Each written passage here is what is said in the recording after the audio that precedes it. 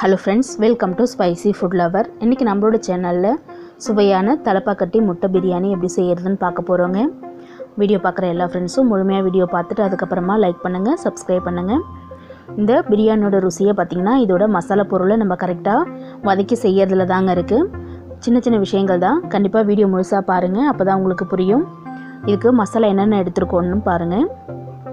3 பிரியாணி இலை, 1 ஜாதிக்காய், 5 ஏலக்காய், அடுத்ததா முந்திரி பருப்பு வந்து ஒரு 8 போல எடுத்துருக்கேன், கடல் பாசி கொஞ்சமா, பட்டை ஒரு 5 துண்டு, 2 நட்சத்திர சோம்பு, கிராம்பு வந்து ஒரு 6-7 எடுத்துருக்கோம். ஒரு மிக்ஸி ஜாரில் நம்ம வச்சுருக்கிற மசாலா பொருளை சேர்த்துக்கலாம். பிரிஞ்சி இலை, ஜாதிக்காய், ஏலக்காய், முந்திரி பருப்பு, கிராம்பு, நட்சத்திர சோம்பு, கல்பாசி, இது எல்லாமே நம்ம வதக்காமல் அப்படியே அரைச்சி எடுக்க போகிறோங்க. பட்டை எல்லாத்தையும் சேர்த்துட்டு கொரப்பாக அரைச்சி எடுத்துக்கலாம். தண்ணி எதுவும் சேர்க்க தேவையில்லைங்க. பாருங்கள், அரைச்சதுக்கப்புறமா நல்ல வாசனையாக இருக்கும். இது பொழுதாங்க கொரப்பாக தான் இருக்கும். இந்த மசாலா பவுடரை நம்ம ஒரு பாத்திரத்தில் எடுத்து வச்சுக்கலாம். இந்த பிரியாணியோட டேஸ்ட்டை கொடுக்க போது இந்த பவுடர் தாங்க. அடுத்ததாக பார்த்திங்கன்னா சின்ன வெங்காயம் 2 கைப்பிடி அளவு, 4 பச்சை மிளகாய், 2 துண்டு இஞ்சி, ஒரு 20 பல்லுக்கு 25 பல் பூண்டு பல் எடுத்துருக்கேங்க. பெருசாக இருந்ததுன்னா நம்ம கம்மியாகவே எடுத்துக்கலாம். குட்டி குட்டி பல்லுங்கிறதுனால நான் ஒரு 20லேருந்து 25 பல் எடுத்துருக்கேன். சின்ன வெங்காயம், பச்சை மிளகாய், இஞ்சி, பூண்டு எல்லாத்தையுமே நம்ம மிக்ஸி ஜாரில் சேர்த்துக்கலாம். தண்ணி எதுவும் சேர்க்காமல் அரைச்சி எடுக்க போகிறோம். நல்லா அரைச்சி எடுத்தாச்சு. பாருங்கள், இது போல் தண்ணி எதுவுமே சேர்க்கலை, நல்ல சாந்தாக வந்திருக்கு பாருங்கள். இதையும் நம்ம எடுத்து வச்சுக்கலாம். அடுத்ததான் முட்டை பிரியாணிக்கு இன்றைக்கி 12 முட்டை எடுத்துருக்கேங்க, வேக வச்சு எடுத்துருக்கேன். இது வேக வைக்கும் போது பார்த்திங்கன்னா அகலமான வானலில் வச்சுட்டு கொஞ்சமாக உப்பு போட்டு மீடியம் ஃப்ளேமில் வச்சு வேக வச்சு எடுத்துக்கலாம். நம்ம எடுத்தோடனே ஹை ஃப்ளேம் வைக்கும்போது முட்டையெல்லாம் உடஞ்சிக்கும். இப்போ நான் வேக வச்சு எடுத்துருக்கிற இந்த 12 முட்டைகளுமே பார்த்திங்கன்னா கொஞ்சம் கூட உடையலைங்க. இது எல்லாத்தையுமே தோலை உரித்து எடுத்துக்கலாம். முழுசாக இருந்தால் தான் நம்மளுக்கு பிரியாணியில் போட நல்லாயிருக்கும். அரிசி பார்த்திங்கன்னா 1/2 கிலோ அரிசி 3 கப் அளவு எடுத்துருக்கேங்க. அதுக்கு 12 முட்டை எடுத்திருக்கேன். இது போல் எல்லா முட்டைகளையுமே நம்ம தோல் உரித்து எடுத்துட்டு இந்த முட்டைகளை வந்துட்டு கத்தியால் இது போல் கீறி விட்டுக்கலாம். எல்லா முட்டைகளையும் இது போல் கீறி விட்டுட்டு நம்ம ரோஸ்ட் பண்ணி எடுத்துக்கலாம். அப்போ தான் பிரியாணியில் போடும்போது நம்மளுக்கு கரையாது. ஸ்டவ் ஆன் பண்ணிவிட்டு ஒரு வானல் வச்சுட்டு இதில் ஒரு 1 ஸ்பூன் அளவுக்கு எண்ணெய் சேர்த்துக்கலாம். 1/4 டீஸ்பூன் அளவு மஞ்சள் தூள், 1/4 டீஸ்பூன் அளவுக்கு ரெட் சில்லி பவுடர் சேர்த்துட்டு லைட்டாக வதக்கி விட்டுக்கலாம்.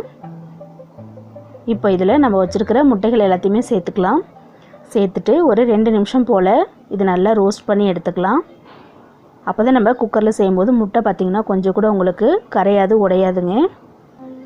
இது போல் வதக்கிட்டோன்னா நம்மளுக்கு அப்படியே இருக்கும். ஈஸியான மெத்தட் தான். ஒரு 2 நிமிஷம் வதக்குனா போதும்.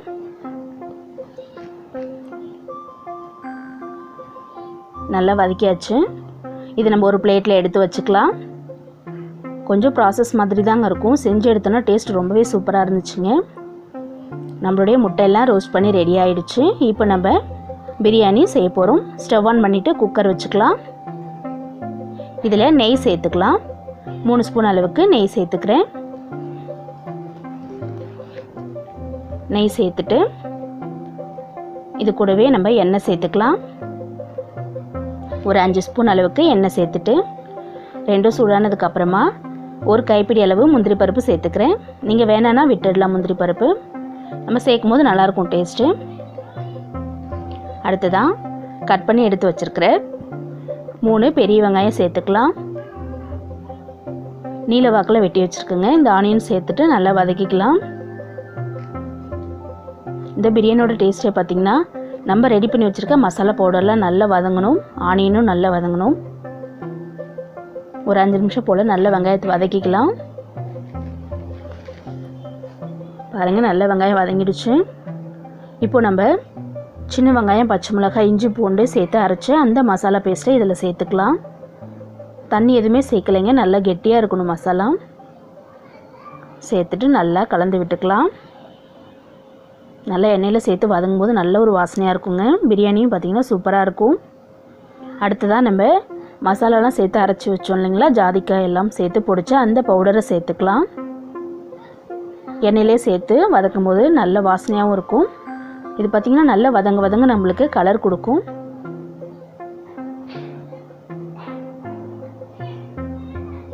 அடுத்ததான் பிரியாணிக்கு தேவையான அளவு பார்த்திங்கன்னா 2 தக்காளி பழம் எடுத்து நறுக்கி எடுத்துருக்கேங்க. அந்த தக்காளி பழத்தையும் இது கூடவே நம்ம சேர்த்துக்கலாம். இப்போது வெங்காயம் தக்காளி எல்லாமும் நல்லா சேர்ந்து வதங்கி வரும். சேர்த்துட்டு இப்போ மசாலாவோட நல்லா வதக்கி விட்டுக்கலாம். இந்த மசாலா பார்த்திங்கன்னா நல்லா ஒரு 5லேருந்து 8 நிமிஷம் வதங்கணுங்க. அதோட பச்சை வாசனைலாம் போயிட்டு நம்ம அந்த அரைச்சி சேர்த்த மசாலா வந்து கலர் கொஞ்சம் கொஞ்சமாக மாறும். பாருங்கள், அடிப்பிடிக்க விடாமல் இது போல் கிண்டிகிட்டே இருங்க, விட்டுட்டு எட்ட போகக்கூடாது. நம்ம சேர்த்த மசாலா வந்து அடிப்பிடிச்சிரும்.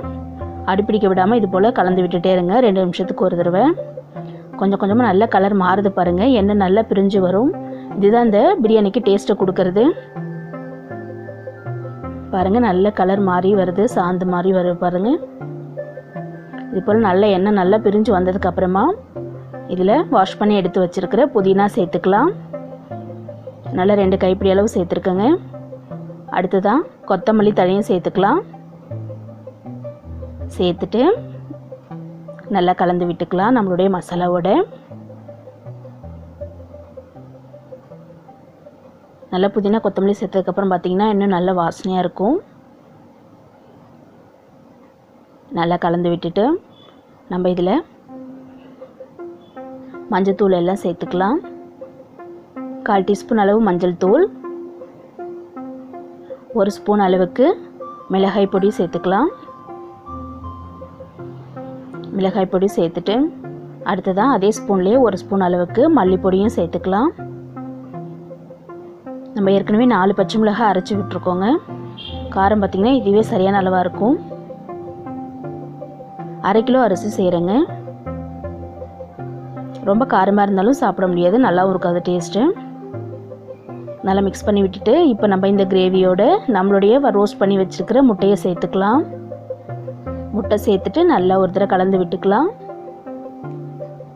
இந்த மசாலாவும் முட்டைக்குள்ளே நல்லா இறங்கும். அப்போ தான் இந்த ஸ்டேஜில் பார்க்கும்போதே பார்த்திங்கன்னா ரொம்பவே சூப்பராக இருக்குங்க.